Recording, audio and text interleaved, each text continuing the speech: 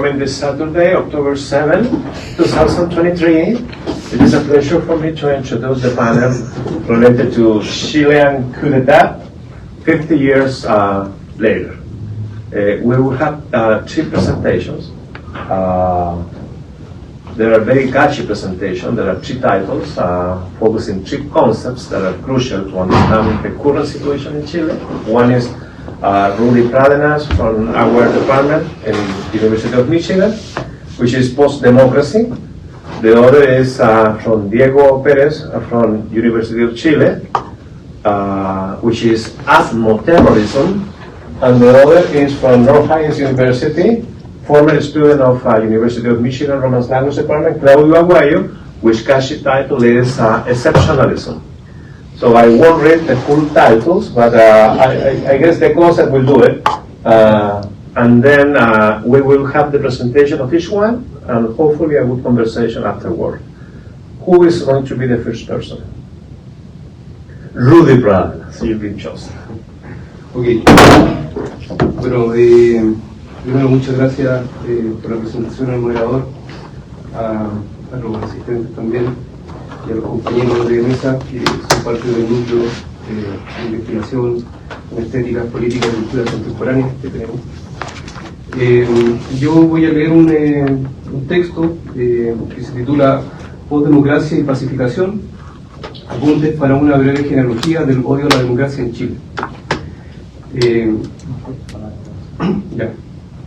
Bueno, el primer punto entonces se llama Breve historia del odio a la democracia.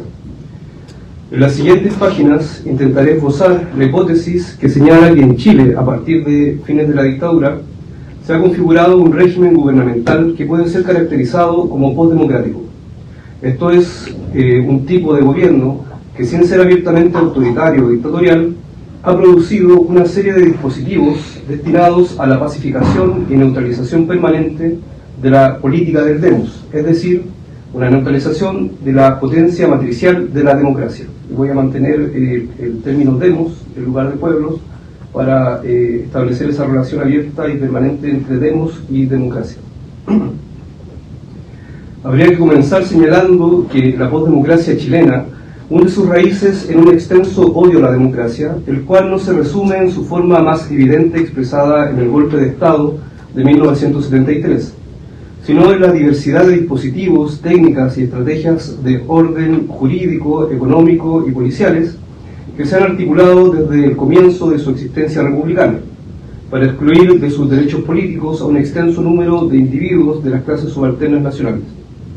De esta manera, el filósofo y jurista Juan Egañas, el principal redactor del primer ensayo constitucional de la Nación en 1823, señalaba que la democracia en su estado puro, es decir, sin el dominio de una hegemonía aristocrática, sería un tipo de gobierno defectuoso e impracticable. A partir de ese punto, el odio a la democracia en Chile se expresó en diversas formas de exclusión, tanto de hecho como de derecho. Aquí sería necesario, por supuesto, llevar a cabo una cuidadosa genealogía de las tecnologías que materializaron durante los 2 siglos pasados este odio a la democracia sobre el cuerpo social. Lamentablemente, en estas breves páginas es una tarea que resulta imposible. Sin embargo, puedo mencionar a continuación de manera sumaria algunos elementos históricos más visibles, los cuales constituyen antecedentes importantes de lo que llamaré hacia el final de esta presentación postdemocracia en Chile.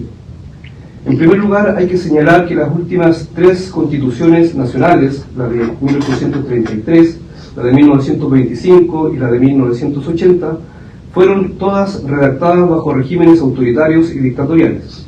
El primer caso, el gobierno a partir de la Constitución de 1833, ha sido reconocido con justeza como un modelo político oligárquico, en tanto que la participación política estaba condicionada por el derecho de propiedad. Esto quiere decir que la participación en la soberanía política nacional estaba limitada a los propietarios de un bien raíz o de un capital invertido en una especie de giro o industria, como señala la filósofa chilena Alejandra Castillo. Como muestra la misma autora en su libro titulado La República Masculina y la Promesa Igualitaria, con la promulgación posterior de la Constitución de 1925, como era la norma en esta República Masculina, se negó la participación política de las mujeres, exclusión que se prolongó hasta el año 1949. Con esta constitución también se vedó la participación política de los analfabetos, que para la década del 20 del siglo pasado era cercana al 50% de la población. Esta exclusión perduró hasta el año 1972. En el año 1932 se produjo el pacto oligárquico y mesocrático conocido como la Pax Alessandriana, que prohibió a los campesinos tanto organizarse en sindicatos como su participación política a través de derecho al voto. Finalmente, en el año 1949, la llamada Ley Maldita, impulsada por el presidente Gabriel González Videla, declaró ilegal el Partido Comunista, persiguiendo a sus militantes, quienes fueron encarcelados en campos de concentración, así como se impusieron una serie de restricciones a las libertades individuales, sindicales y de prensa.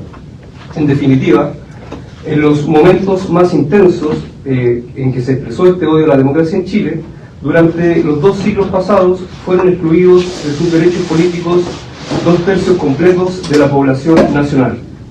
Estos antecedentes resultan importantes en tanto que nos muestran una línea de lectura que contradice el mito de la democracia chilena.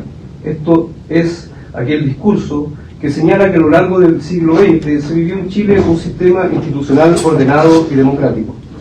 Por el contrario, poner a la vista este entramado de técnicas y estrategias de exclusión nos permite visualizar desde una perspectiva histórica una extensa línea en la que se inscribe la postdemocracia contemporánea en Chile.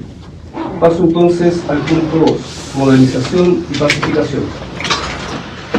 La revuelta social del año 2019 ha sido comprendida como una crisis profunda del modelo de modernización capitalista en Chile, determinado por la Constitución de 1980. Pero deberíamos añadir que también fue una respuesta masiva contra la gubernamentalidad postdemocrática vivida durante los últimos 30 años. Con la revuelta, la expresión de la vida activa del demos, como diría Miguel Abensur, se mostró como un movimiento que excede, saca de quicio y atraviesa el Estado, cuestionando los mecanismos que no solo permitieron la sobrevivencia del así llamado modelo chileno, inaugurado a sangre y fuego durante la dictadura militar, sino su profundización posterior durante los gobiernos de centro-derecha que se han alternado hasta la actualidad. En otras palabras, el estallido social fue una revuelta de la democracia contra el extenso régimen postdemocrático. Este último tipo de régimen, la postdemocracia, se encuentra anclada en 2 elementos relativos a 2 modelos gubernamentales que, a pesar de ser sistemas de neutralización de la vida activa del demos, continúan usando el nombre político de la democracia para su autolegitimación.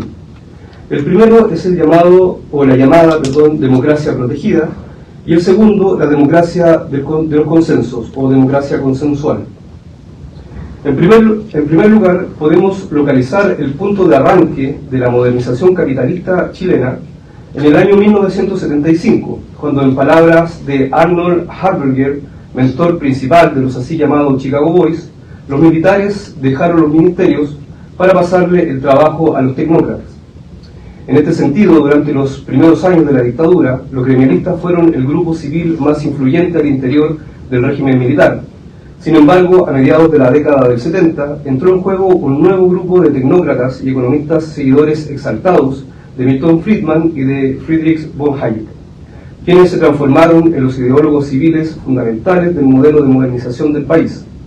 En este sentido, si bien la dictadura chilena procedió inicialmente bajo la idea de una restauración institucional, dada la influencia conservadora del gremialismo, a poco andar el régimen dio un giro hacia un claro énfasis refundador y modernizador, a partir de la influencia de los economistas neoliberales. La influencia de ambos grupos ideológicos fue de esta manera lo que determinó el carácter, por un lado, autoritario y por otro, modernizador de la Constitución de 1980, y es desde esta conjunción desde donde debemos comprender también la idea de democracia protegida, la cual se extendió más allá del fin de la dictadura cívico-militar durante los años 90 y los 2000. Pinochet presentó en diversos documentos y conferencias la idea de una democracia protegida. Tales documentos fueron redactados por el asesor jurídico principal de la dictadura, el jurista ultracatólico Jaime Guzmán. Entre estos documentos podemos contar el Acta de Constitución de la Junta de Gobierno del año 1973, la Declaración de Principios del Gobierno de Chile del año 1974 y la conferencia magistral titulada Visión Futura de Chile, que Pinochet dio personalmente en el año 1979 en la Universidad de Chile, entre otros documentos. A partir de los elementos que aquí se expusieron, se fue configurando una comprensión autoritaria de la democracia, cuyos elementos, como señalamos previamente, se hicieron efectivos mucho más allá del fin de la dictadura con el plebiscito de 1988. La idea de una democracia protegida corresponde, antes que nada, a una refundación de la institucionalidad de carácter autoritario que buscaba protegerse de un tipo de guerra no convencional comandada por el espectro del comunismo internacional y materializada en la idea de un enemigo interno. En este sentido, esta idea de democracia, entre comillas, democracia, está regida a su vez por las directrices de la doctrina de seguridad interior del Estado. La democracia protegida debe ser comprendida, por lo tanto, como una forma de gobierno concebida para un estado de guerra permanente. Entre algunos de los elementos que siguieron operando de manera efectiva en la estructura del poder político nacional de postdictadura, podemos mencionar en primer lugar un orden institucional que borró del horizonte la idea de voluntad popular, la cual fue sustituida por la idea de voluntad nacional. Esta última recae mínimamente sobre los ciudadanos, en tanto que el poder de decisión fáctico, es decir, la decisión soberana, se encuentra en manos de los funcionarios de las instituciones jerárquicas del Estado, en el que entonces fundamentalmente la Junta Militar, la Corte Suprema y los tecnócratas neoliberales. A partir de este punto, el concepto de democracia pierde toda densidad política y se transforma en un mecanismo técnico que permite legitimar decisiones jerárquicas que afectan a la nación, pero completamente sustraída de la deliberación pública y popular. De tal manera que no es la ciudadanía quien decide sobre el orden institucional bajo el cual se ejercerá el gobierno, sino que, como señala el artículo 90 de la Constitución de 1980, son las Fuerzas Armadas las que garantizan y deciden sobre el orden institucional de la República. Este poder se extendió hasta la reforma del año 2005. Lo ejercían los tres comandantes del Ejército, el director general de Carabineros, junto con el Consejo de Seguridad Nacional, los cuales no podían ser depuestos por el presidente o la presidenta de la República. Así también eran estos mismos funcionarios quienes designaban a los 7 miembros del Tribunal Constitucional y a 9 senadores designados, cargo que ostentó el mismo Pinochet a partir del año 1998, luego de dejar el mando de las Fuerzas Armadas. En conjunción con esta lógica gubernamental de la democracia protegida, a lo largo de los años 90 y los 2000 se desarrolló una segunda idea o un segundo concepto de democracia, también entre comillas, que se ha perpetuado hasta la actualidad, la llamada democracia consensual o democracia de los consensos. A pesar de los intentos de algunos autores oficialistas de marcar una distancia entre estos dos modelos, como veremos, deben ser pensados más bien en continuidad o como modos suplementarios. Así señala la crítica cultural Neil Richard, en una dimensión que es más de continuidad que de ruptura. Lo que hizo la transición en Chile fue reagenciar transformaciones ya realizadas por la dictadura. Una de las devastadoras consecuencias, insiste Richard, de la continuidad de esta revolución capitalista, como la llama Muriel, fue la aniquilación del vínculo comunitario que sustentaba la construcción del futuro de la izquierda. Por su parte, el filósofo francés Pierre Dardot ha hecho hincapié en el carácter elitista de la democracia consensual. Cito a Dardot: estas concepciones consensuadas de la democracia y la política pretende construir grandes coaliciones de gobierno multipartidistas en las que las identidades y los proyectos políticos quedan relegados a un segundo plano, en la medida en que se les ve como factores de polarización y división. Y añade enseguida a Dardot: su aplicación genera entonces un poderoso mecanismo productor de apatía, desmovilización y despolitización, porque presenta la posibilidad de cambio como algo muy lejano. La mistificación del ideal del consenso reside en que da la impresión de que las grandes orientaciones deben ser objeto de debate colectivo, cuando no es así. Los derechos humanos, el orden institucional, la organización de las regiones, la autodeterminación del pueblo mapuche, las relaciones de género, el modelo económico y social, nada de esto se debatió jamás. La verdadera función del consenso parece entonces obvia: permite prohibir la deliberación colectiva sobre valores y fines comunes en favor de acuerdos técnicos de expertos, o entre expertos, perdón. Fin de cita. De esta manera, la lógica del consenso implica de suyo la desaparición de los antiguos nombres polémicos que hacían posible las subjetivaciones políticas. Entre ellos, el principal de todo es la desaparición del nombre del pueblo.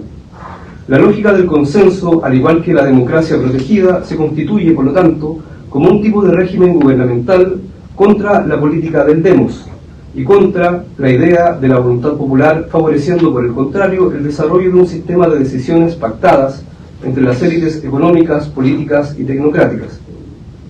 El concepto de pueblo es sustituido por la idea gubernamental de población.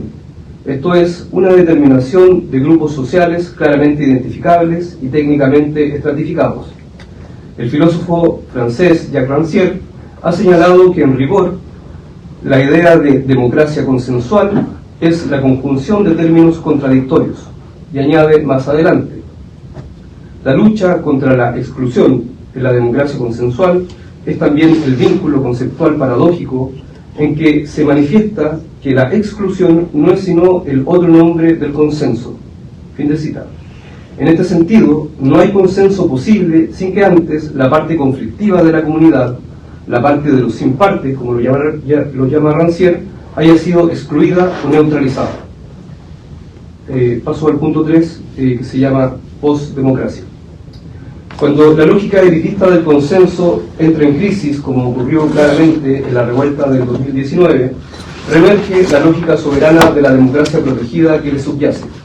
Es decir, cuando el diálogo racional y deliberativo entre las élites ya no es suficiente para asegurar la gobernabilidad, lo será entonces la doctrina de seguridad interior del Estado, que permanece inscrita en la Constitución redactada en dictadura.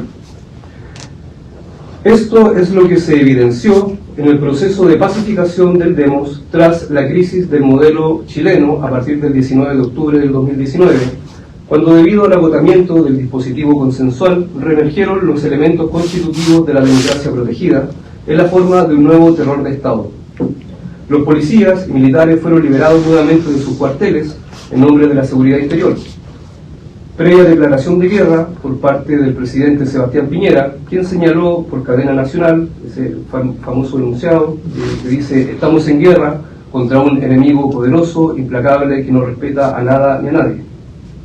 El resultado de la declaración de guerra fue de 34 personas fallecidas, 460 personas con lesiones oculares por disparos policiales de perdigones, 246 personas abusadas sexualmente por las fuerzas de orden, 2.500 personas en prisión política. Ahora bien, a la inversa, cuando la máquina bélica de la democracia protegida mostró su cara más brutal y el discurso de Piñera se hizo insostenible para la opinión pública, entonces se reinstaló nuevamente el dispositivo suplementario del consenso. Este tomó la forma del llamado Acuerdo por la Paz, firmado por los parlamentarios de los diversos conglomerados políticos en su conjunto. Como ha señalado la filósofa Alejandra Castillo, el Acuerdo por la Paz Social y la nueva Constitución no deja de evocar la estrategia utilizada por la concertación y la alianza durante años: misma actitud altruista, mismo convencimiento de salvar al país. De un enemigo poderoso no está de más la pregunta: misma figura del consenso racional. Fin de cita. Aquellos mecanismos que parecen opuestos, la declaración de guerra por un lado y el Acuerdo por la Paz por el otro, son en realidad elementos suplementarios de una misma tecnología de pacificación general. La conjunción de estos elementos es lo que hemos llamado postdemocracia en Chile. Esto es la configuración de un tipo de gubernamentalidad que tiene por finalidad neutralizar la vida activa y política del demos en favor de la conservación del modelo de desarrollo neoliberal en Chile y su estructura de decisiones jerárquicas y de desigualdades legitimadas jurídicamente. El concepto de postdemocracia en Chile no es, por lo tanto, el nombre de algún modelo de democracia imperfecta o en decadencia, sino el nombre de un efectivo sistema gubernamental directamente antidemocrático. Esto se da a partir de una serie de sustituciones de los elementos fundamentales de la democracia al interior de un proceso de tecnificación de la gobernanza derivados de las así llamadas democracia protegida y democracia consensual. Así, la voluntad popular es sustituida por la voluntad nacional o la decisión técnica de las élites económico-políticas, la disputa sobre la determinación de la justicia política del pueblo es sustituida por la gestión jurídica de los derechos privados y del consumo de individuos posesivos. El debate público sobre la definición de la modernización se vuelve idéntica a la gestión del capital transnacional y su nuevo lenguaje de algoritmos. La potencia política matricial de la democracia, expresada en la vida activa del demos, es sustituida por la entidad gubernamental de la población. Este último concepto de población no es otra cosa que el nombre de un pueblo pacificado y reducido a su condición material bruta y administrable. La pacificación permanente del pueblo es, entonces, el centro mismo de la gubernamentalidad postdemocrática.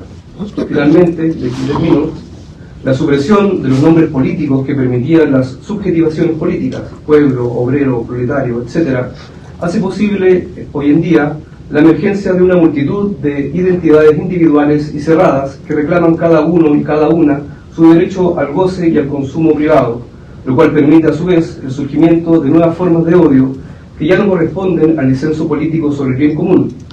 Por el contrario, la gubernamentalidad postdemocrática ha generado un sistema de competencia y desigualdades jurídicamente legitimadas, donde el otro o la otra constituye la figura amenazante de una alteridad que debe ser neutralizada, en tanto que amenaza la seguridad y el acceso al goce individual sin limitaciones. Este tipo de odio lo vemos hoy en día en el crecimiento exponencial de la ultraderecha, como el cierre y el reverso más violento de la gubernamentalidad postdemocrática que vivimos en Chile durante los últimos 30 años, pero cuyas raíces se extienden hacia los orígenes de la república oligárquica y masculina. Muchas gracias. Muchas gracias, Rudy. Muy bien. Claudio, adelante. Bueno, gracias. Voy a leer un trabajo sobre el excepcionalismo chileno. A meses del 50 aniversario del golpe de Estado en Chile, el intelectual conservador Daniel Mansuy publica un libro cuyo revuelo apenas comienza a desteñir, titulado Salvador Allende, la izquierda chilena y la unidad popular. La tesis que articula este libro es que la izquierda chilena, inoculada por sentimientos y concepciones románticas, llevaría 5 décadas atrapada en el enigma de Allende, en un mito que no puede ni se decide a descifrar, y empleada en una fijación sublime con la unidad popular, un fenómeno histórico que es su propia creación, pero que no es capaz de entender. La maniobra del autor es un tipo de donación. Le regala a la izquierda chilena, desde una posición católica, el secreto de su derrota. Y sin embargo, esta es una donación envenenada toda vez que porta una hostilidad ideológica con el proyecto de Allende, del Salvador Allende. Consiste sobre todo en un encadenamiento del nombre propio de Allende con la tragedia histórica del 11 de septiembre, que sería una superación o eufemum dialéctica de la trayectoria de la izquierda chilena. Ahora bien, cabría comprender esta lectura en los términos de Mansuy. Se trata de un, comillas, colosal equívoco que habría terminado inevitablemente en la, comillas de nuevo, colosal intensidad del golpe de 1973. Este equívoco, tildado una y otra vez de colosal, trato de poner énfasis en esa palabra, que Mansuy exacerba hasta los límites de la monumentalidad histórica, consistiría en la ilusión romántica para el autor de que se puede conjugar socialismo y democracia. ¿Qué tipo de revolución, se pregunta Mansuy, se funda en la continuidad de las instituciones? Cierre comillas. El enigma de Allende, la solución del nudo que representa su nombre, sería, en otros términos para Mansuy, esta propia intención de hacer convivir en una misma formulación histórico-política, epistémica o estratégica la revolución y la democracia, la transformación de lo social y la continuidad de las instituciones heredadas.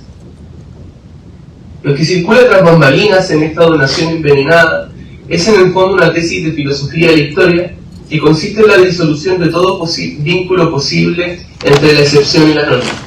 En otros términos, si la revolución debe ser excepcional, para Mansuy debe romper con la norma, debe hacer saltar la historia en pedazos. Cualquier revolución que invoque para su propio acervo táctico la continuidad de las instituciones es en realidad un oxímoron, una contradictio in adjecto. Pero esta abyección no le basta a Mansui, al menos en su tesis histórico-filosófica conservadora, avalada y laureada por una crítica condescendiente que termina, ya sea dormida o despierta, consciente o inconscientemente, reinventando el pinochetismo. Mansui también insinúa que los resultados ominosos de la contrarrevolución pinochetista, con su seguidilla de sangre y muertos, son la derivación divinal del nombre del proyecto encarnado por Salvador Allende. Esta tesis, que no dudo de calificar como venenosa, fue incluso adulada en la prensa pública por el presidente de la República en junio de este año, consagrando a Mansui como el intelectual transversal de la República bastante edad, para utilizar términos del pensador positivista del siglo XIX, José Victorino Lastarria. Pareciera que una primera cuestión de este episodio es que revela la prevalencia en la ideología chilena de una imagen histórico-mitológica de la revolución como gran interrupción y gran ruptura. El suicidio magnánimo de Allende sería, en esta lectura de Mansui, la revelación instantánea del sentido de la experiencia de la unidad popular, el único resultado posible de esta imposible unidad de contrarios que habría sido la utopía quebrada del socialismo democrático. Por otra parte, y tal vez más importante, trasunta aquí un curioso excepcionalismo que debe estar ubicado ya en el siglo XIX o inclusive antes, en la Araucana, el libro fundacional de la etnicidad ficticia chilena, para robarle un término a Tien Bolívar. En efecto, el poema de Ercilla parte invocando un ideal espartano que sería irrepetible en el sueño americano, una tierra que no ha sido sometida a ningún dominio extranjero, una tierra que no ha sido dominada por reyes, una anarquía inicial cuyo nombre propio, sin embargo, está destinado a culminar una belicosidad y una marcialidad caballeresca que dará mucho que hablar en la historiografía reaccionaria chilena. Después de Ercilla, nos encontramos con el mismo excepcionalismo tardíamente en el siglo XIX, en Domingo Faustino Sarmiento y en su narrativa de Chile como país ordenado, como la República en forma, frente a una serie de republiquetas dominadas por dictadores y tiranos. Es lo que dice Sarmiento a Mary Mann, su traductora en Concord, Estados Unidos, que Chile es una excepción. La plasticidad chilena aparece de nuevo en un extraño libro de los años 40 titulado Chile, una loca geografía, que pareciera reflejar al mismo tiempo un punto máximo de la barbarie y un punto máximo de la civilización. Chile puede ser al mismo tiempo las dos cosas, dado que ellas constituyen excepciones al orden latinoamericano. Quizás es sobre esa estructura simbólica devota de la excepción, que también se repetirá en el canto general de Pablo Neruda, que el libro de Mansui puede sentarse. Por tanto, parece imprescindible reconocer la filiación estética del libro de Mansui con el excepcionalismo chileno, incluso si hablamos de autores tan inteligentes o venerados como Patricio Marchán, quien decía en 1990 que la UP fue la única, Marchán fuera las cursivas, gran experiencia, de nuevo cursivas, ético-política de la historia nacional, aquella que se condensa, se revela y se oculta en la palabra compañera. Para Marchand, el golpe habría sido una catástrofe política integral, o lo que él llama de nuevo en cursivas, una parálisis. Esta noción de parálisis tiene dimensiones estéticas y políticas diversas, pero su consagración produce, particularmente al interior de un campo que se da en llamar filosofía de la izquierda chilena, una reivindicación del misterio como único lenguaje filial para entender la historicidad tanto del golpe como de la OPE. Inevitablemente, la unidad popular y el golpe terminan trocados en una suerte de reversibilidad, como la unidad dialéctica entre dos excepciones absolutamente contrarias, pero que en su dinámica formal cumplen la misma función. Es decir, el deseo de fundar y fundamentar lo que entendemos en sentido lacaniano como un mito, algo que en el fondo está vacío de significación, pero que puede ser portador de todas las significaciones. El resultado inevitable es la recomposición de un maniqueísmo de izquierda. El mito de la excepción revolucionaria y su potencia infinita es capaz de interrumpir el continuum de la historia chilena, y del otro lado del artefacto dialéctico maniqueo, el mito muy schmittiano y ideológico político del golpe de 1973 es capaz de fundar la soberanía sobre una nada absoluta, como creía enfáticamente Jaime Guzmán, el artífice de la Constitución de 1980. Retomo aquí una indicación de Horacio González, quien advierte en su famoso trabajo Restos Pampeanos la necesidad de mantener con los mitos una distancia irónica que no disuelva la relación de necesidad estratégica con los mitologemas, pero que tampoco subsuma la historicidad material en la estética del mirando. Como dice Eduardo Rigenzi, comentando precisamente un pasaje de González, se vive y se piensa dentro de los mitos, pero dentro de esa materia viva habría que pensar sin habitar en el conformismo del creyente incauto. Por otra parte, también resulta indeseable, como es obvio, una mera reproducción de las formas esquemáticas del marxismo clásico, que terminaron de hecho colapsadas en una experiencia posterior, conocida como Renovación Socialista Chilena. Resulta paradójico en este sentido que la obra temprana del intelectual René Zabaleta Mercado, enfocada casi exclusivamente en Chile y en la experiencia de la Unidad Popular, constituye un mecanismo olvidado por la intelectualidad comprometida de izquierda, al menos en Chile. Zabaleta encuentra en el excepcionalismo chileno, en sus diversas formulaciones, un punto de partida para entender el ascenso y la caída de Salvador Allende. La prevalencia de este excepcionalismo es tan fuerte que parece desviar la crítica de Zabaleta, toda vez que él parte de la constatación de que Chile era, comillas, el sistema democrático más avanzado del continente cuyo fundador, Diego Portales, decía, comillas, que el orden de Chile se mantenía por el peso de la noche. Situado en ese camino de juego metafórico, Zabaleta también repite los viejos mitos criollos de Chile como, comillas, una tierra de guerra, como un territorio de frontera, instituido a partir de la necesidad de excluir de su propia instauración a los mapuches, y realiza una equivalencia dudosa entre el dispositivo interno inmunitario de la colonia y la dictadura de Pinochet, entre la clase obrera del siglo XX y los tintes del sistema colonial. Sin embargo, en un punto, la tarea de Zabaleta se sitúa en las antípodas de la consagración de este excepcionalismo, porque mantiene con él una distancia que le permite identificar en Allende lo que él llama, comillas, una metáfora de Chile entero, y emprender un camino de desmetaforización exhaustiva de la Unidad Popular. Formalmente constatamos que el argumento de Zabaleta guarda un parecido, un Heimlich, un parecido siniestro, con la tesis de Mansuy, según la cual el institucionalismo revolucionario de la izquierda combina la esfera de muerte y sangre de la dictadura. Y pese a ello, en una operación epistémica notable, aunque impredecible, el resultado de su análisis permite un paralaje o un punto de vista de la metáfora de Allende como situada en las antípodas del maniqueísmo de la ideología chilena. Para Zabaleta, Allende es una metáfora radicalmente diferente. Representa la obsecuencia de una atadura a la ley, una predominancia del nombre del padre de la izquierda nacional popular. Comillas, los aspectos conservadores de Chile resultaban más tenaces de lo que se hubiera podido conjurar en lo previo. Se diría que puede vérsele para siempre en su palacio, en el que ya no dejará de ser el palacio de Allende, con aquella autenticidad sin aparatos con la que él se complacía en ser el hijo de su propio país hasta el fin. Cierre comillas. En otros términos, si Allende es el nombre propio de una tragedia, ella es la tragedia de constituirse en defensor del acervo institucional que precisamente le da muerte.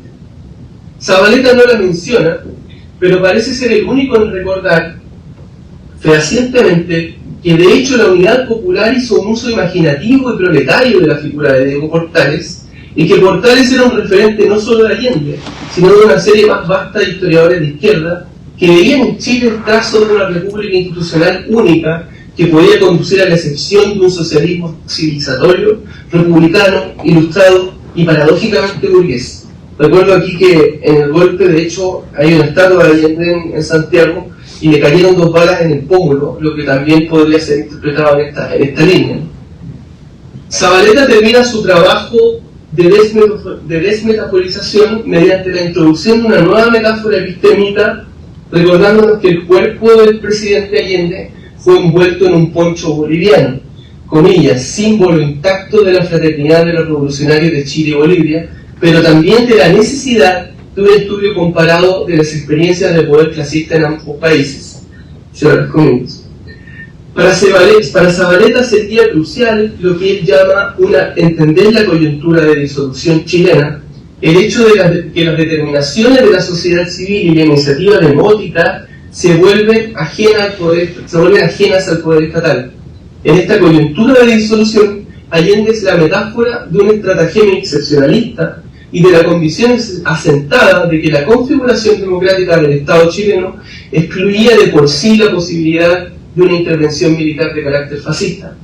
Zabaleta constata al mismo tiempo que esta lectura excepcionalista no es una mera superestructura ideológica fabricada por arriba, sino el resultado sedimentado de los mitos que fundan la etnicidad nacional en el seno de las experiencias de decomposición de la izquierda chilena. La literatura conservadora sobre el golpe ha traído a colación, una vez más, con este término, la persistencia hermenéutica del excepcionalismo chileno. Recordemos también que la estrategización institucional más reciente, reflejada en el proceso constituyente fallido de 2022, había partido de una vieja discusión sobre la capacidad del hito del golpe de Estado de 1973 para instaurar la usurpación extrajurídica de la soberanía. Para la izquierda schmittiana chilena, particularmente para Fernando Atri, esa capacidad estaba dada en los hechos por la necesidad de leer la conjura del golpe como una auténtica creatio ex nihilo. Su debate con otros intelectuales cristianos y conocedores de Schmitt, como el también chileno Renato Cristi, es decidor al respecto. Fue muy difícil en esa perspectiva deshacerse de la imagen de la revuelta como una nueva totalidad negativa, una nueva ruptura, una nueva gran ruptura o una gigantesca nada, capaz de emanar de sí un orden institucional diverso al de la dictadura. Por eso no es casual que, sin ser agambeniano, Atri haya utilizado persistentemente la idea de potencia y momento destituyente para caracterizar el 2019 chileno. Una vez más, el verdadero fantasma de la ideología chilena, el fantasma del excepcionalismo, se tomaba la escena de lectura haciendo imposible una indagación material de la zona de octubre. Este sí que era el último párrafo. Desde luego, aquí estamos frente a un caso de reversibilidad teórica que es difícil de desinstalar o de construir. La predominancia de la teología política y de la imaginación conservadora en el propio acopio conceptual y acervo terminológico de los discursos emancipatorios no puede ser simplemente extirpada como sinónimo de mala conciencia. Tal vez haya que retomar una vieja discusión, una vieja inclusión de Spinoza, quien en su tratado teológico político efectúa una crítica duradera de lo que podemos llamar la ontología o la lógica del milagro. El milagro, es decir, la noción de una externidad capaz de interrumpir la connexio rerum de la naturaleza, debería ser para Spinoza reducida a las potencias de una imaginación que sin embargo se mostraba como inclinación duradera de los ideologemas humanos. Si necesitamos superar el maniqueísmo reversible del bien sin faltas y el mal absoluto, ello no indica, en todo caso, una culminación a renunciar unilateralmente a los mitos que constituyen el entramado imaginativo de la multitud chilena, sino a cuidar frente a ellos una distancia irónica. En última instancia, cuando lo que se autodenomina, lo que se llama teoría crítica, en todo caso un significante a esta altura vacío, se expande en la estética del milagro, se produce también una consecuencia disciplinaria cuyos efectos hoy día son desastrosos en América Latina, a saber, el predominio casi exclusivo de la historiografía, la sociología y la ciencia política en la función pública del pensamiento. Ello propende a perpetuar ideologías y filosofemas camuflados, por más que estas disciplinas aporten valiosas razones de ser. De otra manera, termino con esto, lo que Lacan llamaba el triunfo de la religión, y particularmente de la única religión posible, como dice él, es decir, la católica, es decir, la teología política, será el significado inevitable de la recomposición hegemónica del pensamiento reaccionario y la imaginación conservadora. Eso, muchas gracias. Muchas gracias, Claudio. Don Diego. Muchas gracias, Sergio. Muchas gracias, Claudio. Rudy. Bueno, y finalmente agradeciendo a ustedes por la organización y la recepción, se lo agradezco mucho. No voy a perder tiempo y voy a comenzar a leer. Atmoterrorismo neoliberal se titula. La primera parte, dictadura atmosférica. La escritora Yamila Altit, en conversación con Michael Lazara en Princeton en el año 2001, le confiesa al autor lo siguiente: creo que el golpe todavía está allí, no sé en qué punto, no sé hasta dónde, pero está allí. Esta sensación espectral, esta sensación atmosférica, representa sensiblemente cómo se instaló el medio ambiente neoliberal en la sociedad chilena. El acontecimiento del golpe ocurrido en Chile en el año de 1973 no solo fue una ruptura histórica de los procesos democráticos que venían desarrollándose desde la conformación de la Unidad Popular en adelante, que tanto Rudy como Claudio han podido describir de manera notable. También fue el inicio del descampado espacial para la instalación cultural y arquitectónica de la axiomática capitalista y neoliberal de un nuevo orden global.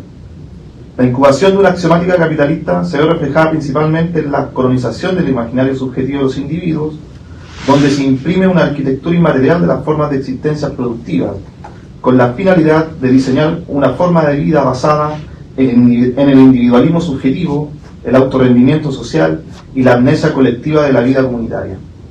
Una axiomática capitalista, de este modo, redefine tanto las experiencias democráticas como las formas de estar juntos, en vista de hacer perdurar un medio ambiente psicopolítico para la conformación de un mundo de vida donde las expectativas de los individuos se reducen al cálculo frenético entre las maneras de agotarse y los diversos elementos artificiales de compensación neoliberal. Ahora bien, la instalación de la axiomática capitalista, tal como lo señalábamos, no solo se produjo a través de una violencia desatada contra el pueblo chileno, ejecutada durante los primeros años de la dictadura. La eficacia de los procesos de colonización neoliberal de los individuos se desarrolló gracias a la creación de un espacio de experimentación vital muy singular, un laboratorio antropotécnico de desespiritualización y automatización de la vida, comprendida como un producto de procesos culturales maquínicos y sensibles mayores, orientados al consumo de los acondicionamientos ambientales de una vida siempre precaria. El neoliberalismo se instaura a partir de la premisa de que los individuos son incapaces de elaborar los mecanismos de subsistencia de manera autónoma, así como acceder a la red de intercambio suficiente para mantener una forma de vida colectiva que haga proliferar la imaginación de nuevas formas de existencia.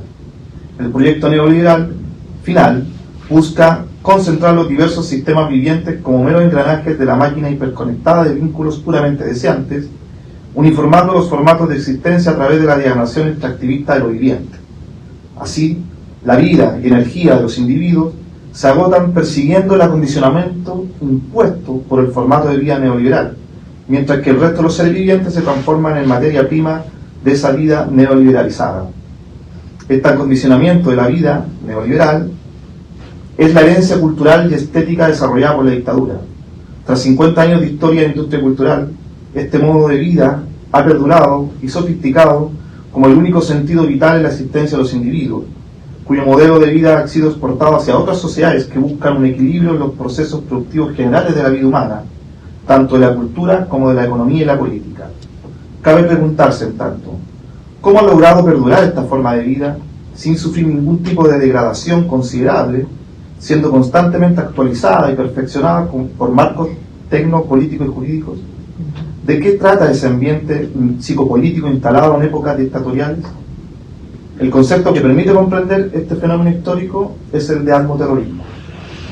El filósofo Peter Sloterdijk ha acuñado este neologismo para graficar el siglo XX como la época, y abro comillas, cuya idea decisiva consistió en apuntar no ya al cuerpo de un enemigo, sino a su medio ambiente. Cierro comillas. Es así como hoy en día se cultivan espacios y épocas de terror, controlando los medios de subsistencia espiritual y las condiciones psicosociales de los individuos. La historia se edifica diseñando espacios climatizados de control psicopolítico y sensibles sobre los cuerpos. Las antiguas épocas donde la intimidación se realizaba desaparecen, reformulándose a partir de 1973 la tecnología militar y policial que hace posible un descampado cultural y político dispuesto para el futuro steampunk brutalista de la dictadura. Por lo mismo, podemos considerar la historia reciente de los estados nacionales latinoamericanos dictatoriales como un escenario de reconfiguración histórica del aparato oligárquico, junto con un espíritu burgués renovado, que promueve medios ambientes de terror para su habitabilidad ordopolítica, sustituyendo las viejas técnicas análogas de la violencia por saturaciones incalculables de una ansiedad generalizada. No son los estados nacionales, sino enormes dispositivos telemáticos y transnacionales de medio ambiente intensivo para mantener cohesionados grandes masas de cuerpos humanos. Lo que comúnmente hemos conocido como terror de Estado responde más bien a técnicas prematuras de la violencia, es decir, acciones directas de represión, aniquilamiento sistematizado y organización cívico-militar del enemigo interno para su indefectible persecución.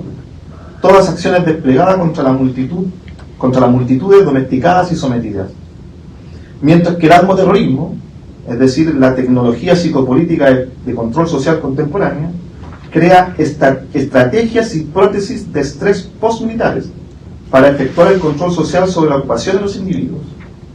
Esta es la característica fundamental de un Estado neoliberalizado: crear un medio ambiente anímico y hauntológico, es decir, un medio ambiente fantasmal, anímico, depresivo, a través de la suspensión latente del uso armamentista, cuya memoria del entramado cultural consiste en recordar solo el pasado violento de las circunstancias históricas presentes, emulando una paz social, productivista, en constante tensión psicopolítica. Una especie de amenaza anímica que afecta no solo la desnudez de los cuerpos mutilados y exterminados, sino a su vez coarta las imaginaciones, los imaginarios y proyectos sensibles de las nuevas formas de existencia depresivas.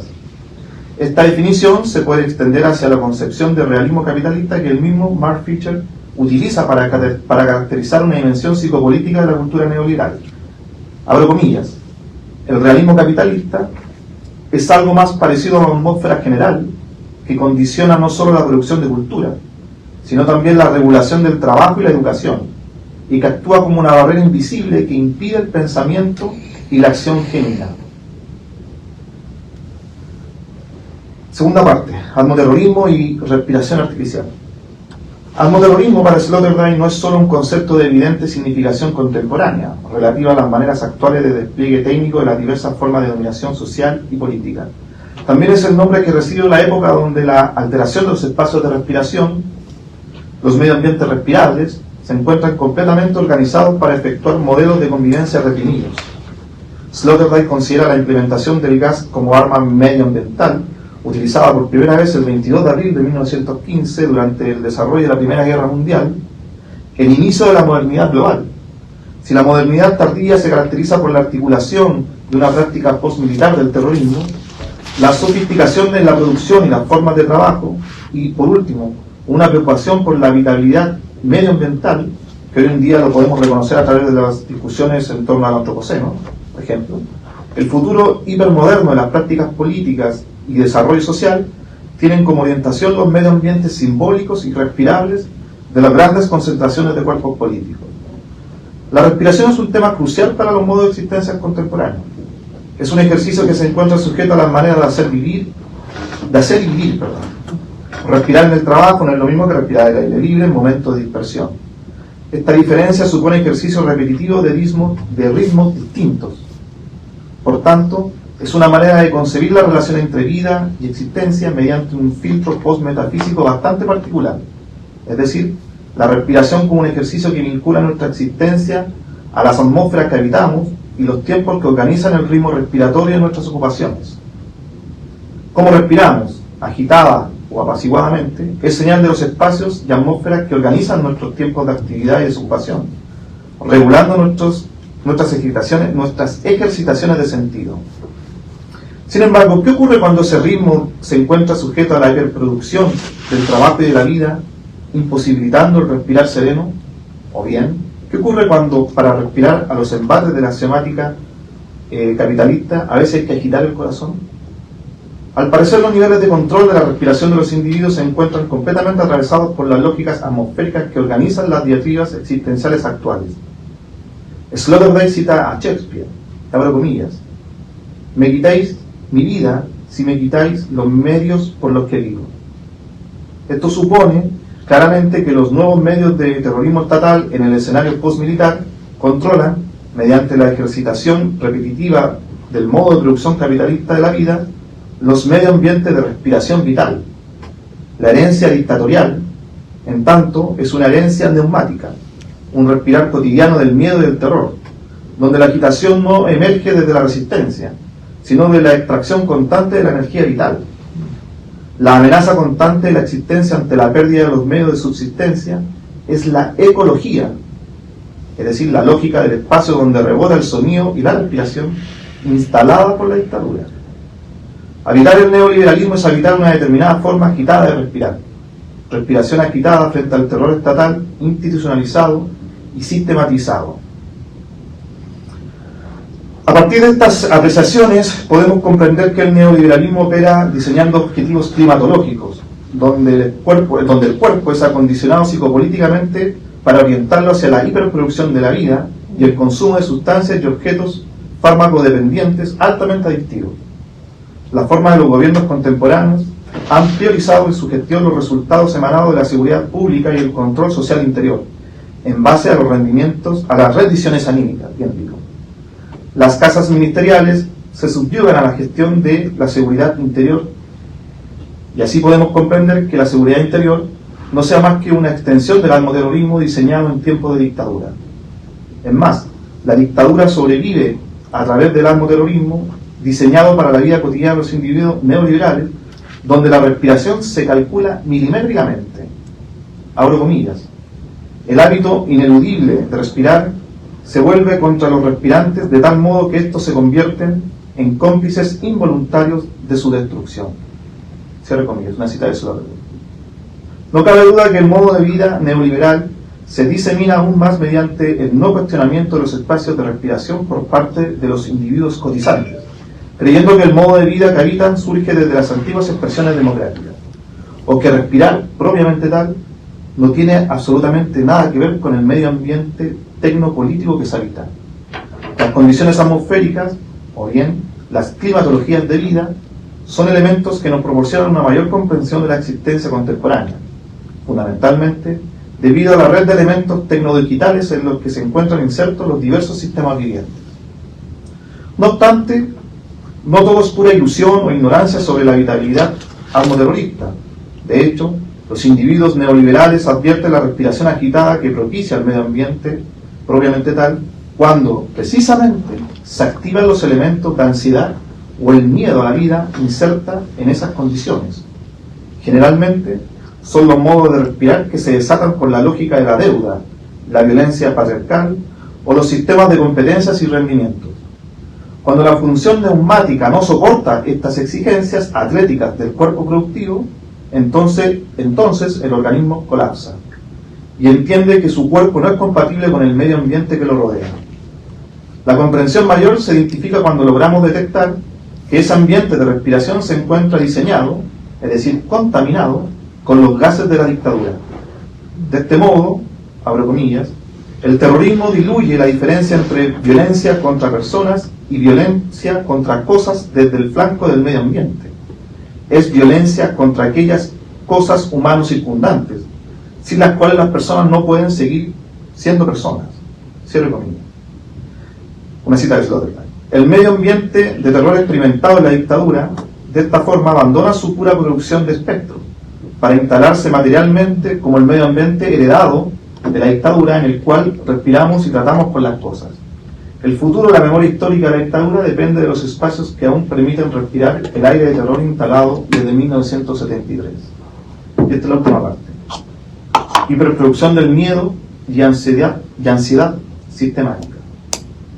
Ahora bien, los esquemas que permiten la sustentabilidad de un clima de terror intimidante de la existencia neoliberal se constituye a partir de una raíz fogocrática. Este esquema general de la violencia implica al mismo tiempo la aplicación de estrategias psicopolíticas de recrudecimiento desarrolladas por la axiomática capitalista. El esquema fundante del miedo se posiciona como el componente anímico teológico subyacente que modela el atmoterrorismo actual y sus complicidades con la forma de vida neoliberal. La deuda material y la culpa por la inactividad serán siempre componentes anímicos sobre los que se funda la ley que permite a los conjuntos humanos mantenerse activos y cohesionados. Posteriormente, el neoliberalismo diseñará un campo lúdico e ilusorio para el fomento de una falsa herejía en las formas de vida.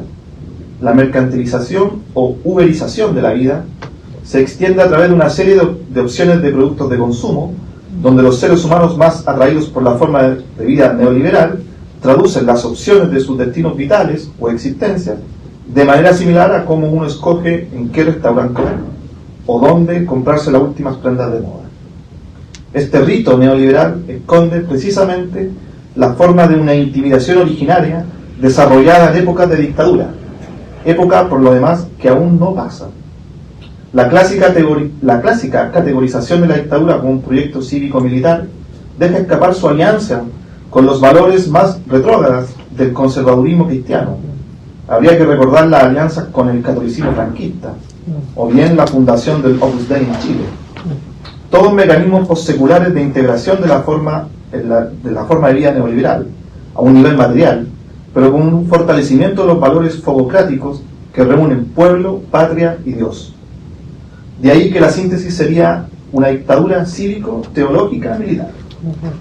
Es de amplio conocimiento que la historia cultural y política de Chile se encuentra marcada por un alto grado de experimentación de los elementos futuros para el progreso de sus pueblos. Antes del neoliberalismo experimental implementado por la dictadura, junto con los seres domesticados en Chicago, el proyecto Zero Science 5 se ubica como el mayor ejemplo de experimentación tecnocientífico global del conocimiento de la izquierda durante el siglo XX. Así lo reconocen los actuales pensadores del aceleracionismo, cuando señalan, abro comillas, que la experiencia chilena de socialismo cibernético continúa siendo el paradigma de la reorientación de tecnologías capitalistas existentes para fines comunes. Cierro comillas. Esto quiere decir que el grado de experimentación tecnocultural y político de la historia republicana chilena se ha articulado a partir de su imagen de laboratorio global de los futuros posibles y perdidos. No solo fue experimental el socialismo democrático allendista y la posterior contrarrevolución capitalista y neoliberal de la dictadura pinochetista. También lo es hoy las formas de control psicopolítico que no permiten una imaginación de la vida más allá de los elementos centrales de la cohesión fogocrática neoliberal: deuda, éxito y miedo. De ahí que la solidificación de la imaginación neoliberal sea traducida como un realismo capitalista. Y para terminar, la denuncia de estos elementos alimenta el nuevo espíritu capitalista de lo real. Es más efectivo, en cambio, exponer el realismo capitalista como lo que precisamente deja de ser, es decir, un modo de vida ilusorio que opera directamente en la psique de los individuos. De esta manera, Mark Fisher nos ayuda a comprender que lo real del capital perdura debido a una extensión hacia dimensiones de la salud mental y la educación, como dispositivos de concentración y reproducción del realismo capitalista en la experiencia temporal y la ocupación de los cuerpos. Lo real del capitalismo se debe a su fuerza ilusorio-cognitiva que filtra los modos de existencia y controla la potencia de la ficción. Como vemos, la esfera psicopolítica es precisamente el lugar de las contradicciones del capital. Esto quiere decir, a su vez, que las anunciadas contradicciones del capital, no son sólo del orden estructural económico-político, sino que se refieren al futuro del capitalismo cognitivo de rendimiento y de presión intelectual que viven los individuos. Finalmente, Mark Fisher propone que, y lo cito, es necesario volver a discutir el problema creciente del estrés y la ansiedad en las sociedades capitalistas de la actualidad. La plaga de la enfermedad mental en las sociedades capitalistas sugiere que, más que ser el único sistema social que funciona, el capitalismo es inherentemente disfuncional y que el costo que pagamos para que parezca funcionar bien es en efecto alto. Eso. Muchas gracias.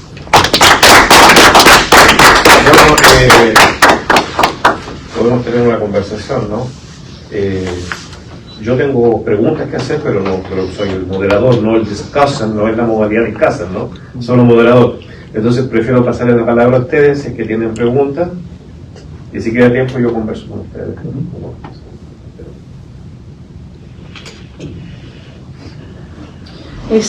Yo estaba pensando mientras los tres hablaban sobre la idea de una subjetividad en disputa, ¿no? Que parece que el trabajo de Rudy nos permite pensar en esta idea de la subjetivación política en crisis en términos de la categoría del obrero, de demos, el pueblo. Claudio, pensar pensar los mitos, pero también la estética del milagro, o sea, la deuda y la culpa. Me gusta mucho ese double register de lo económico y teológico. Entonces, pensando en esos términos, me gustaría, no sé, invitarles a comentar un poco cómo podemos discutir las dimensiones culturales, de producciones culturales o estéticas de esta posible subjetividad en disputa o crisis de subjetividad y subjetivación, ¿no? Entonces, no sé, si alguien tiene algo que comentar con eso, a respecto de eso, ¿no? Lo cultural, lo literario, y esta función de participar. Si estamos hablando de una disputa de subjetivación, subjetividad, participar. ¿De qué forma? Participa, articula, conceptualiza. Bueno. Puedo añadir una cosa, porque me parece que en cierto sentido otra cosa que une, digamos, los tres papers es como que todos están, bueno, según lo escuché yo, que están hablando de cierta retórica del poder, fantasmagoria, etcétera. O sea, no, sí, una retórica corporal, no disciplinaria, etcétera, clasificatoria, no sé cómo sería. Pero entonces la cultura ya está en ese poder, o sea, es la cultura del poder. Eso me llamó la atención, eso, o sea, no sé por qué, pero porque estaba en, no sé, yo lo vi en los tres, ¿no? Pero por eso me interesó especialmente la idea de la ironía de González, ¿no? Y no entendí muy bien ese punto, que quería saber más, pero bueno, o sea, creo que en cierto sentido esa ironía, esa posibilidad de distancia, de otra respiración quizás, etcétera, podría estar ahí, sí, podría estar ahí en los tres. No sé, o sea, no es la misma pregunta, pero es otra, no sé. O sea, tú estás hablando más de formación, o sea, de respuestas culturales, pero está también en la cultura de la O sea, las dos preguntas preguntan por la posibilidad de un desgarro frente al panorama que ustedes muestran. O sea, hay un desgarro, digamos. Cultural, no, o sea, especulación. Todo es cultural en un punto, ¿no? O sea, bueno, eso no. Claro, como para después darle la palabra a Rudy y a Claudio, solo comentar que a propósito de la relación entre el terror de Estado y los espacios de respiración, precisamente se está, desde 1973, se está cultivando un modo de producción de la subjetividad basado en que ese sujeto tiene que vivir, tiene que respirar solo para su mejoramiento en la forma de vida que ya está preinstalada. O sea, no hay elegía de la vida, no hay elección de la vida. Es una vida que se encuentra programada no solo en términos culturales, sino que se encuentra programada incluso en términos neurocientíficos, ¿ya? Su propia plasticidad, su propia capacidad biológica se encuentra diseñada para eso. Eso genera, por eso también la metáfora entre, o sea, el vínculo entre atmoterrorismo y respiración tiene que ver con en cómo salir de esa sensación claustrofóbica, ¿no es cierto? O esas posibilidades de ruptura a partir, pues, de un desgarro, pero que permite comprender entonces que la transformación cultural o la nueva comprensión de la cultura a partir de la programación de la acción capitalista instalada por el neoliberalismo en Chile es más bien la constante materialización de esos acondicionamientos de la vida. O sea, expresiones culturales propiamente tal se encuentran, desde mi punto de vista, a lo mejor lo puede ver de otra manera, probablemente también desde nuevas formas de comprender el arte o nuevas experiencias estéticas, estas maneras de tratar de salir de ese medio ambiente neoliberalizado. No sé si Claudio quiere responder primero también a la economía. Y bueno, igual el texto que que leí ahora tiene un defecto, ¿no? Y que es una cosa muy... Bueno, las tres papers son sobre Chile, pero el mío además es chileno, en términos de que es una discusión con la escena chilena de ahora, digamos, de este minuto. Me parece particularmente sintomático que a 50 años del golpe de Estado en Chile, la imagen prevalente, tanto de la UP como del golpe, sean las de momentos que podemos llamar que son interruptivos, ¿no? Es decir, que parte de la historia por la mitad. Y en ese sentido, bueno, obviamente que en ese gesto de partir la historia por la mitad, de instaurar esta idea de una gran ruptura, ¿no? En esta sedimentación que también es cultural sobre una gran ruptura, que sería el golpe, y una gran ruptura que sería también la unidad popular, ¿no? Lo que pasa son dos cosas, en mi entender, digamos. Primero, que se produce lo que podríamos llamar una disolución del desgane de esos momentos con no solo la historia, sino también con los agentes que los producen o que los llevan a cabo, porque hay una cuestión súper importante, y es que el golpe sí que es una ruptura, pero también es la consumación de algo, ¿no? Claro. También tiene una trayectoria, también tiene, por así decirlo, una línea que se puede rastrear, que obviamente no es una línea ubicua, una línea, digamos, complicada, no es una línea recta, pero sí que el golpe tiene su historicidad, por así decirlo, ¿no? Tiene su historicidad material ancestral. El golpe no es una cosa milagrosa que viene de la nada, ¿no? Y el neoliberalismo tampoco, y eso es súper interesante porque en la historiografía está trabajado, pero en nuestro campo mucho menos. Por ejemplo, la experiencia de la misión Klein-Sack, ¿no? En los años 40, ya la idea del neoliberalismo venía, digamos, resonando en Chile con anterioridad a la dictadura, la necesidad de reformas de ese tipo. Por lo tanto, tampoco es que la visita de Milton Friedman durante la dictadura de Chile haya sido una ocurrencia meramente de Pinochet. Un segmento importante de la oligarquía o de la burguesía chilena venía hace mucho tiempo antes del golpe con estas propuestas, que tienen su resistencia interna en otros sectores de la oligarquía también. Entonces, bueno, también pasa lo mismo por otro lado con la unidad popular, ¿no? O sea, la unidad popular aparece como el resultado milagroso de una suerte de irrupción demótica, ¿no? de la masa o qué sé yo, o del pueblo. Y lo que me parece a mí que sí se puede hablar en esos términos, pero también hay un riesgo de fetichización conceptual o de producción de mitología. Y la frase de Horacio González, a mí lo que me gusta es que dice que, bueno, que los mitos son importantes, ¿no? O sea, que los mitos tienen su función en la política, sobre todo, en la literatura, pero que hay que mantener con ellos una distancia irónica. Y lo dice en un libro en el que está todo el rato discutiendo con la imaginación literaria del siglo XX argentino respecto al siglo XIX argentino. Es decir, cómo el siglo XX argentino está leyendo a Echeverría, a Sarmiento, a Alberdi, ¿no? Como meros portavoces, por así decirlo, de las clases dominantes del XIX, ¿no?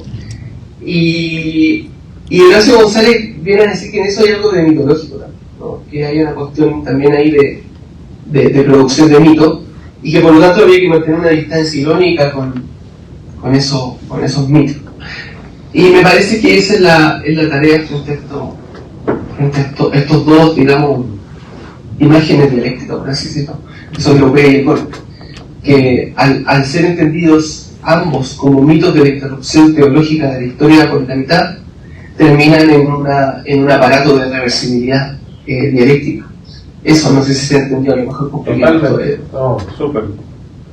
Gracias, Claudio. Por mi parte, me gustaría tomar un poco lo que partió diciendo Claudio respecto de este lugar que se le da al acontecimiento, digamos, de la dictadura como un acontecimiento casi ideológico, ¿no? Yo también partí mi presentación un poco haciendo una revisión muy corta, digamos, o muy sintética de una serie de elementos que son antidemocráticos muy fuertemente desde el comienzo de la historia republicana, ¿no? Entonces, respecto de esta idea de cultura, yo creo que un artefacto cultural fundamental que existe en Chile es el mito de la democracia, ¿no? Que opera en la derecha y en la izquierda, ¿no? Esta idea de que Chile es un país históricamente democrático, ordenado, es una reproducción cultural, ¿no?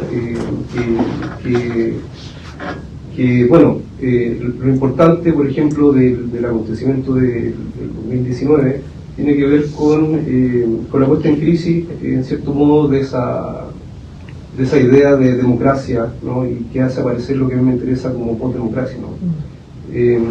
Porque también en parte lo que sucede en la revuelta es que emergen nuevas formas de vínculo, nuevas formas de estética, que también se venían, digamos, cultivando durante mucho tiempo.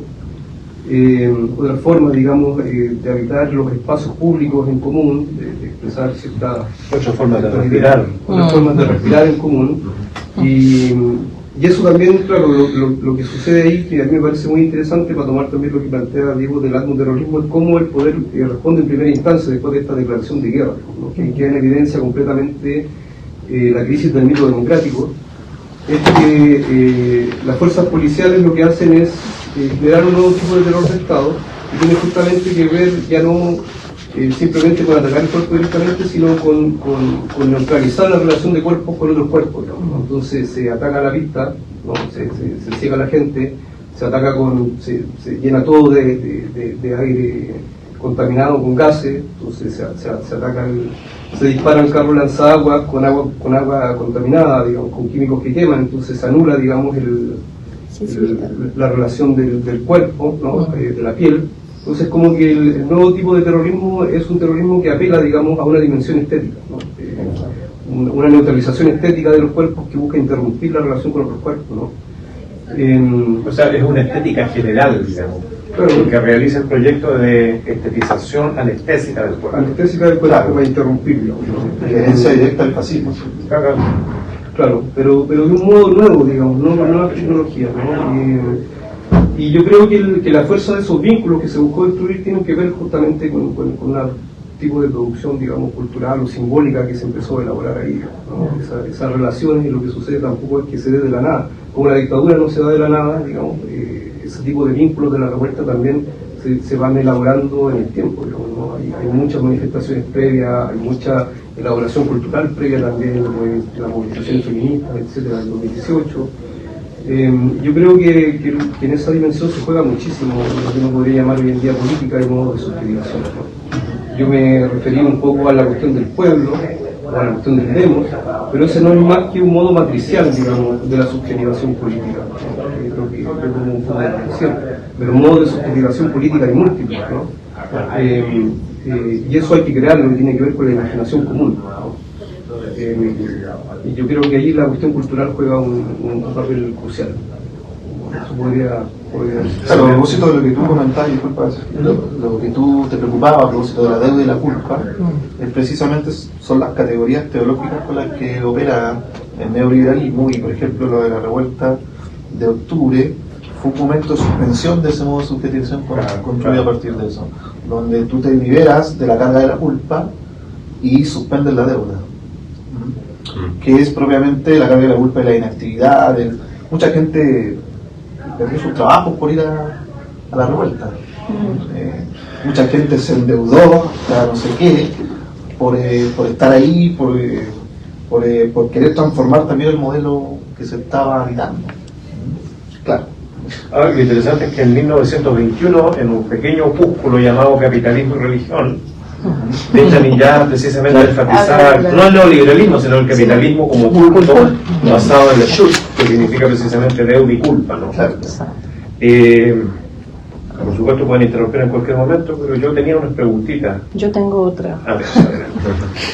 No, bueno, me llamó la atención mucho lo que estabas hablando sobre la democracia, el mito de la democracia, porque también me preguntaba por qué ese título, por democracia.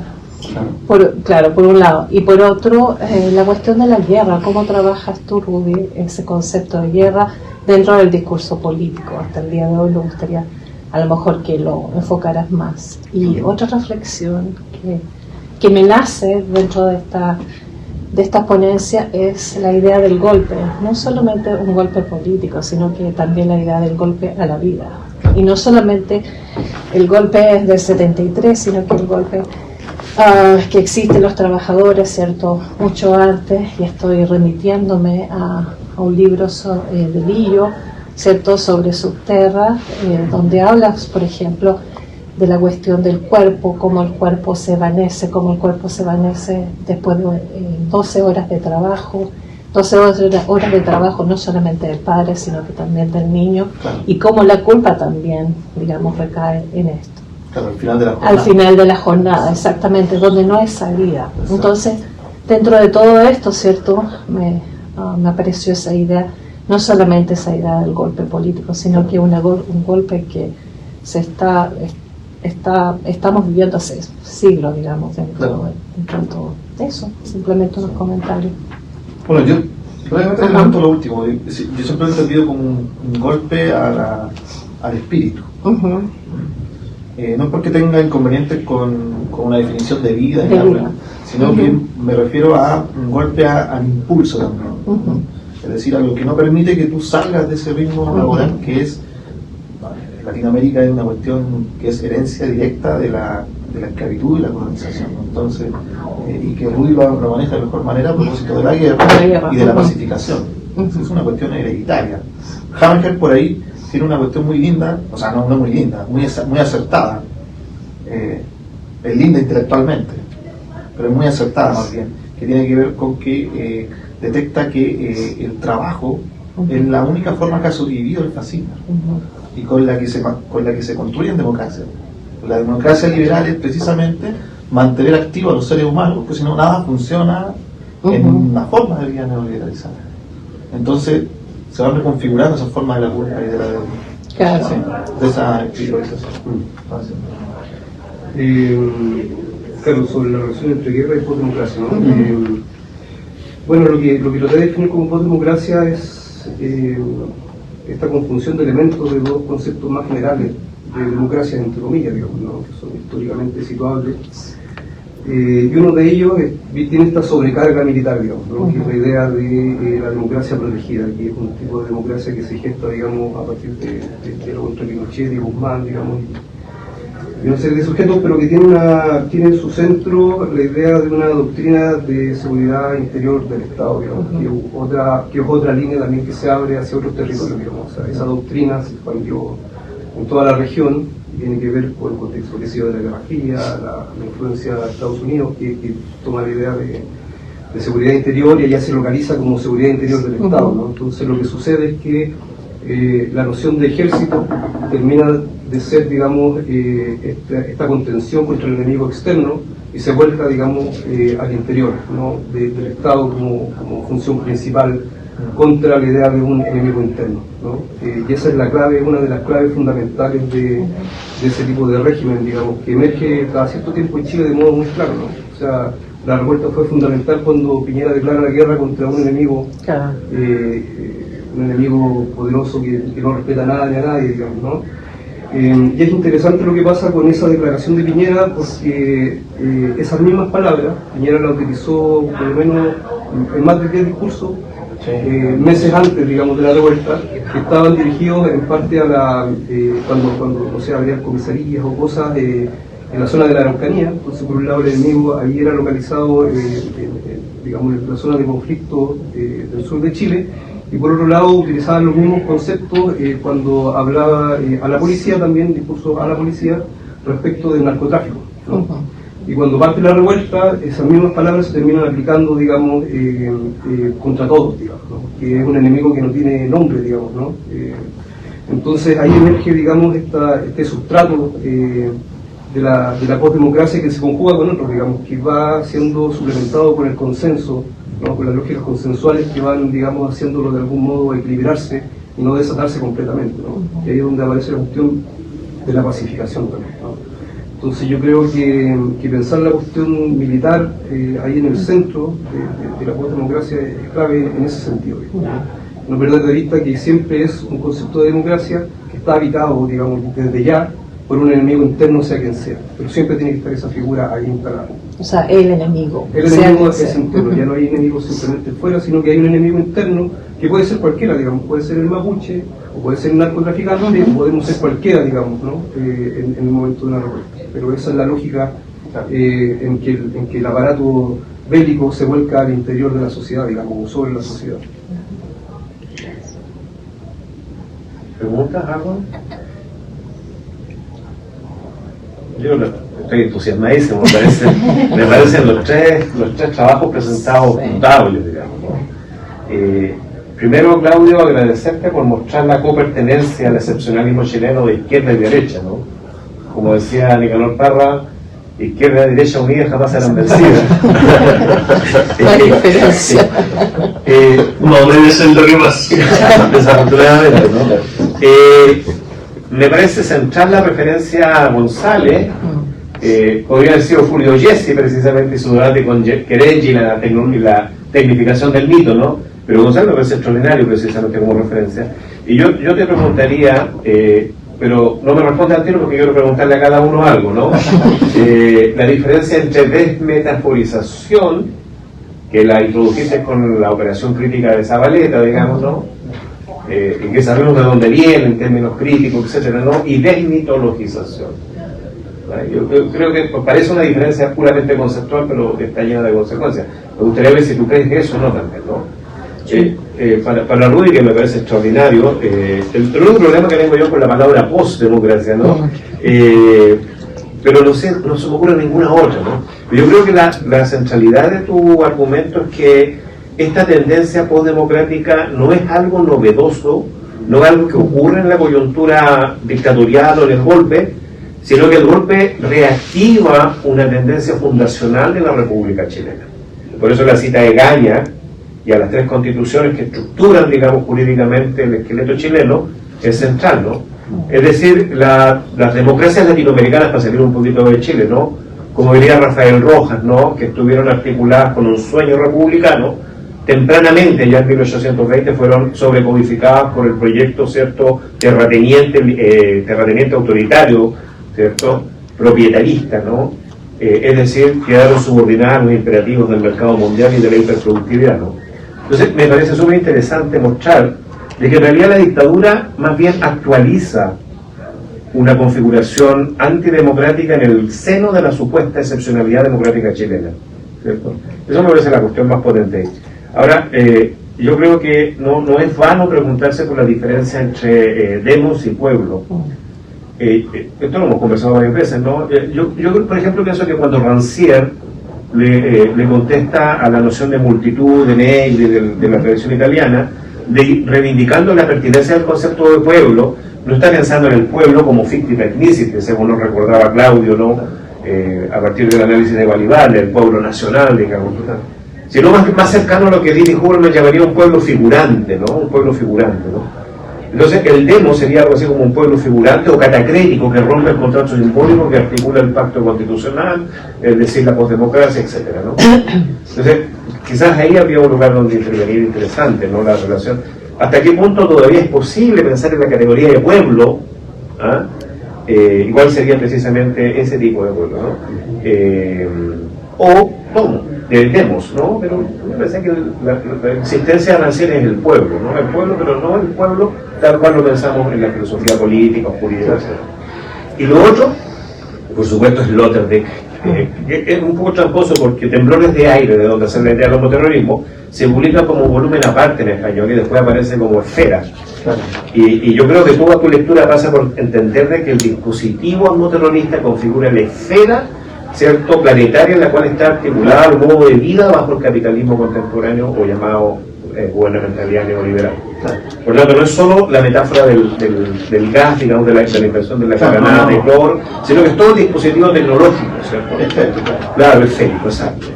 Pero ahí la frase de Sloterdijk, además, que la invención de estas granadas consiste en que el combate a cuerpo queda desplazado por un tipo de tecnología que hace al enemigo cómplice de su propia destrucción.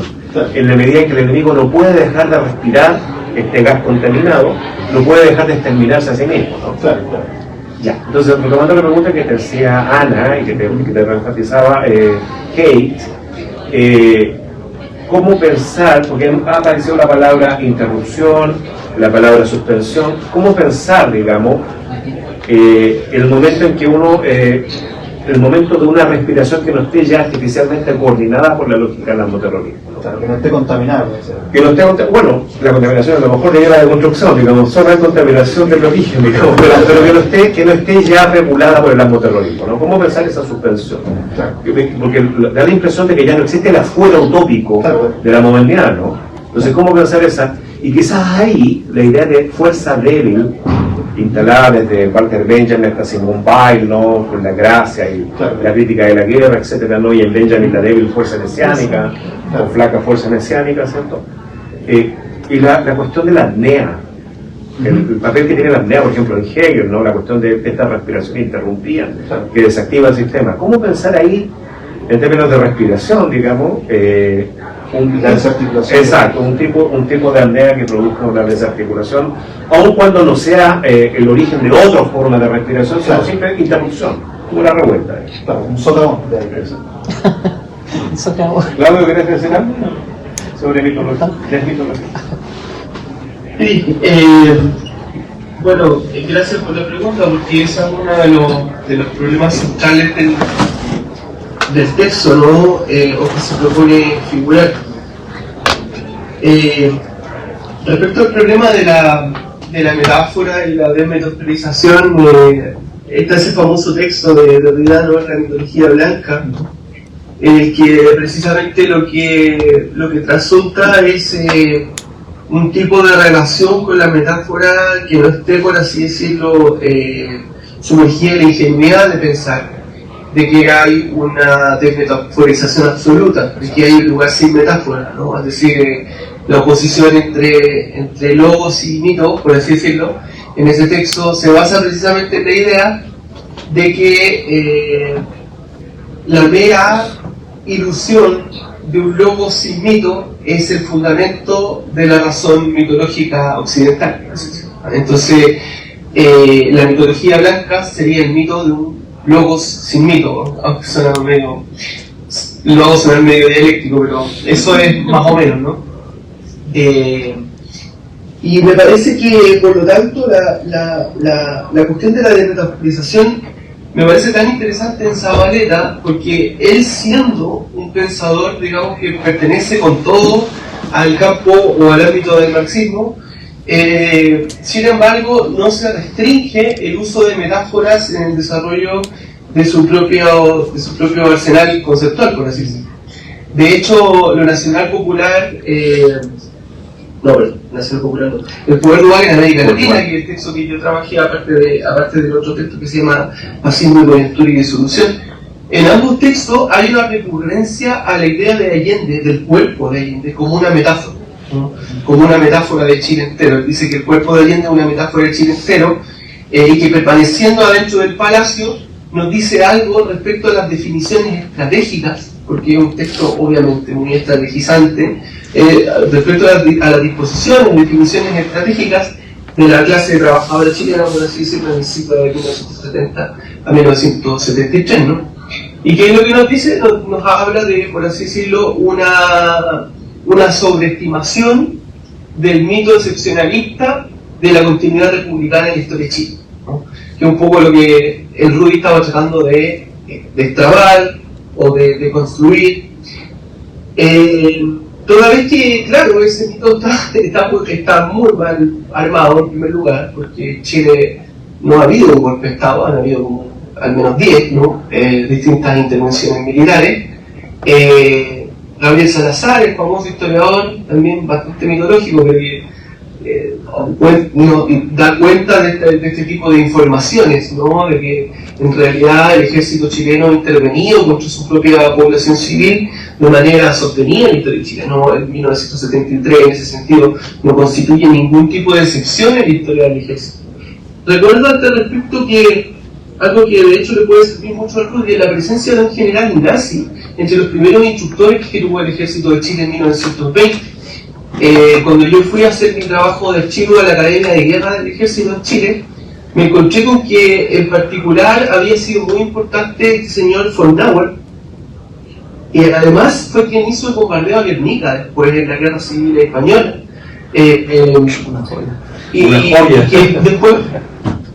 Y que después fue lugarteniente de Hitler en Moscú. Lamentablemente la humanidad murió en esa intentona, pero ahí hay un dato muy importante, ¿no es cierto?, de von Nauer, porque von Nauer es quien importa además la idea de guerra total, ¿no?, que venía de Ludendorff en esa época, y la idea de guerra total ya presume que en toda guerra el primer enemigo es el interno, porque la idea de guerra total, que se puede leer en conjunto con la idea de movilización total que está en Juncker, ¿no es cierto?, es que la primera cuestión que tiene que resolver un ejército es su enemigo interno. Entonces, claro, esta doctrina de seguridad nacional, del enemigo interno, etc., parece tener una historia más amplia o más larga de lo que nos quiere hacer saber cierta crítica interesada en mantener la imagen de que hubo en Chile alguna vez un ejército democrático. Sin duda hubo militares democráticos, ese es otro tema, otra discusión más historiográfica, sin duda lo hubo, y hubo incluso militares socialistas, no, eso no cabe ninguna duda. Y uno revisa el memorial del ejército de Chile, que es donde están la mayoría de las discusiones teóricas del ejército del 20 al 70, después del 73, obviamente puro pinochetismo hasta ahora. Lo que nosotros leemos son debates, ¿no?, entre militares socialistas y militares nazis, básicamente, hasta cierto punto. Entonces, me parece como un dato súper importante para entender esta copertenencia entre el ejército y la doctrina de seguridad nacional y el anticomunismo. Dicho eso, la cuestión de la desmitologización, yo la veo como... la leo desde este texto de Derrida. O sea, creo que la intención de desmitologizar es diferente a la intención de desmetaforizar. Por eso me parece tan importante Zabaleta. Porque Zabaleta desmetaforiza, pero es por así decirlo consciente, con todos los resquemores que implica esa palabra, es por así decirlo consciente de que en el camino de la desmetaforización lo que se produce permanentemente son nuevas metáforas. Entonces, claro, él parte de la metáfora del excepcionalismo chileno, la desmetaforiza, pero dentro de ese camino de desmetaforización aparece la metáfora de Allende, del cuerpo de Allende, en el Palacio de la Moneda, como testimonio del aferramiento imposible de la izquierda chilena a la estrategia institucional y al institucionalismo. Perfecto. Mientras que perdón, voy a terminar, sé que me extendí más de la cuenta, pero mientras que la desmitologización supone la ideología de que habría un pensamiento sin mito o desprovisto de mito, ¿no? Sí, es un logocentrismo. Creo que, claro, es un tipo de logocentrismo. Y en cambio la distancia irónica es un tipo de relación con el mito que no se cree el cuento de la desmitologización, por así decirlo. Perfecto. Muchas gracias, muy clarito. Sí, no solo que está bueno la figura de Ludendorff y Bismarck, digamos, ¿no? Como influencia muy temprana de lo que va a ser la cuestión de la doctrina de seguridad interior. Pero viendo la cuestión de la postdemocracia, el término, digamos, ¿no? Bueno, en realidad tiene que ver un poco con lo que decías tú, que no se me ocurre uno mejor. Hay autores que ya de hecho han usado ya ese término antes, ¿no? Ahora, la idea del post, aquí no traté también de decirlo en el texto, digamos, que no tiene que ver con hablar de algún tipo de democracia en decadencia, como que si ya se hubiera dado de antemano una democracia o de un tipo de democracia imperfecta, ¿no? El post trata de funcionar como corte, digamos, como señalar, bueno, esto sigue utilizando el nombre la autolegitimación política de la democracia, pero ya sin serlo de ningún modo, ¿no? Tiene simplemente que ver con eso, no tiene que ver con una cuestión cronológica, por así decirlo, como un después, ¿no? Y en eso también se distancia de ciertas ideas de pospolítica que vienen operando, digamos, como que si la política ya no fuera posible, etc. La postdemocracia marca por un lado ese corte, digamos, para decir, bueno, estos utilizan nombres sin serlo, pero también mantiene, digamos, la cuestión de la democracia como una fuerza latente, digamos, ¿no? Y una fuerza latente en la medida en que siempre existe la posibilidad de una resubjetivación política, digamos, ¿no? De ahí viene la cuestión del pueblo, ¿no? Que el pueblo, digamos, aquí lo trato de entender, siguiendo sobre todo a Rancière, digamos, ¿no? A distancia de dos cuestiones. Una, del problema del sujeto, ¿no? O sea, el pueblo no es un sujeto en el sentido sustancial de pueblo, ¿no? Y por otro lado, a distancia de la cuestión de la identidad, ¿no? De la identidad nacional y de la etnicidad, etcétera, ¿no? Y por eso prefiero el término del pueblo como subjetivación, porque una subjetivación emerge, digamos, en un momento determinado, funciona, digamos, en términos políticos y luego ya no tiene estabilidad, digamos, para convertirse ni en identidad ni tampoco en sujeto histórico, digamos, trascendental, ¿no? Y en ese sentido, claro, a lo mejor es interesante desplazar esa pregunta que se ha hecho recurrentemente sobre el quiz del asunto, ¿no? ¿Qué es el pueblo? Y preguntarse por el quiz del asunto, digamos, ¿quién es el pueblo, ¿no? ¿Quién es el cuerpo, digamos, que se subjetiva en ese instante preciso, digamos, ¿no? Perfecto. Eso podría... Súper.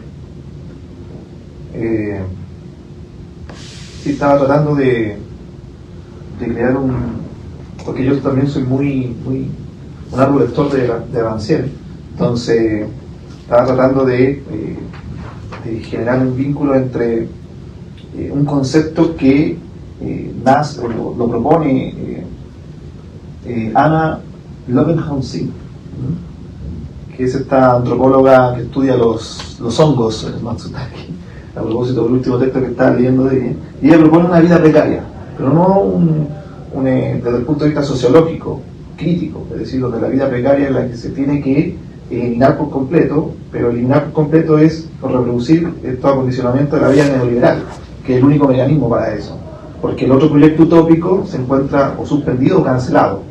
Entonces esta vida precaria, que propone ella, es más bien un momento de tensión histórico, es decir, como una capacidad de crear una comunidad reflexiva que permita, los dejo o reservas de lo que el acondicionamiento burgués puede proponer a esa comunidad contemplativa, pero propone entonces observar esa precariedad para a partir de ahí entonces generar un tipo de emancipación. A propósito lo ligaba con eso, ¿por qué? Porque esta forma figurante del demos precisamente lo que propone es estar siempre creando, que es muy importante en Rancière, nuevas topologías de lo político. Es decir, Pueblo sin atributos, digamos. claro, pero que de alguna manera irrumpe en términos de un escenario, en términos de un espacio, en términos, en este caso, de lo que propongo como una nueva atmósfera de respiración, donde podamos respirar el aire que nosotros queremos construir, o que ese nosotros construya el aire que quiera respirar, siendo que ahí se forma un nuevo inconsciente y así sucesivamente. Claro, la referencia de Marlene a Subterra era Claro. en la mina. Claro. La mina como una burbuja que anticipa Claro. el capitalismo contemporáneo, donde están todos respirando el polvo Exacto, de carbón, ¿no? Sí, entonces habría que preguntarse si en la historia de la humanidad existen esos escenarios mitológicos de respiración pura, que se desprende un poco de la lectura de Sloterdijk, o como lo propone él. Esos escenarios no existen. Es mucho más realista el asumir que en algún momento vamos a volver a respirar de una manera contaminada, pero ese nosotros ha podido crear esa propia contaminación. Ahora, precaria como falta de algo en ese A propósito de... desauto... Sí, no, precariedad es pobreza. Pobreza, sí. Directamente. Okay.